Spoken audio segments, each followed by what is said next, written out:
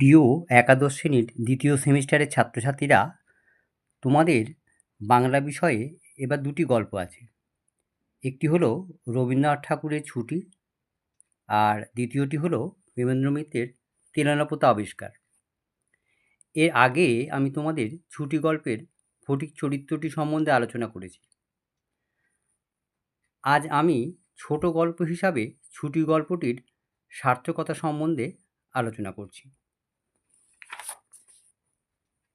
বিশ্বকবি রবীন্দ্রনাথ ছোট গল্পের সংজ্ঞা নির্ধারণ করতে গিয়ে তার সোনার তরী কাব্যগ্রন্থের বর্ষাযাপন কবিতাতে বলেছেন, ছোট প্রাণ, ছোট ব্যথা, ছোট ছোট দুঃখ কথা, নিতান্তই সহজ সরল, সহস্র বিস্মৃতি রাশি, প্রত্যহ যেতেছে ভাসি, তারই দু চারটি অশ্রু জল। নাহি বর্ণনার ছটা, ঘটনার ঘন ঘটা, নাহি তত্ত্ব নাহি উপদেশ, অন্তরে অতৃপ্ত রবে, সাঙ্গ করি মনে হবে, শেষ হয়ে হইল না শেষ।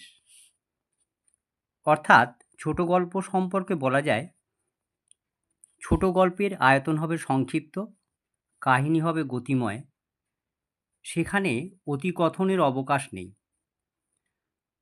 প্রথম থেকে শেষ পর্যন্ত থাকবে এক নিবিড় ভাবৈক্য। গল্পের শেষে থাকবে অতৃপ্তি, কবির ভাষায় শেষ হয়ে হইল না শেষ। এবারে সার্থকতাটা দেখো।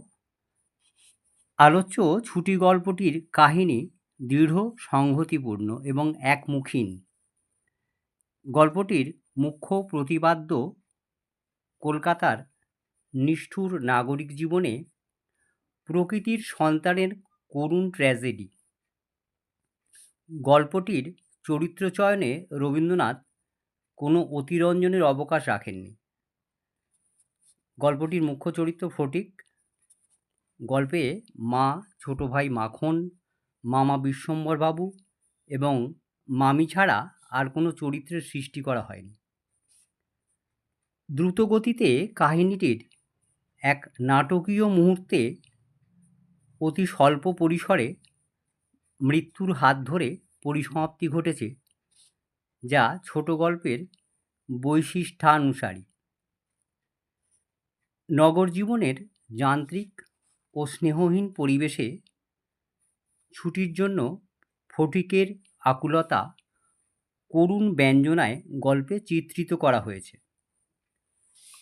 প্রকৃতির নিঃসঙ্গ সন্তান ফটিকের করুণ পরিণতি পাঠক মনকে করে তোলে বেদনাময়। সেই বেদনার সুর যেন প্রতিধ্বনিত হয় পরিসমাপ্তির পরেও। এখানেই গল্পের সার্থকতা। এরকম প্রশ্ন উত্তর পেতে হলে তোমাদের চ্যানেলটিকে অবশ্যই সাবস্ক্রাইব করতে হবে, আর বন্ধুদের মধ্যে তোমরা এটি শেয়ার করে দেবে। কেমন? গল্পটির বিষয়ে কোনো কিছু জানার থাকলে আমার হোয়াটসঅ্যাপ নাম্বারে যোগাযোগ তোমরা করতে পারো। ভালো থাকবে।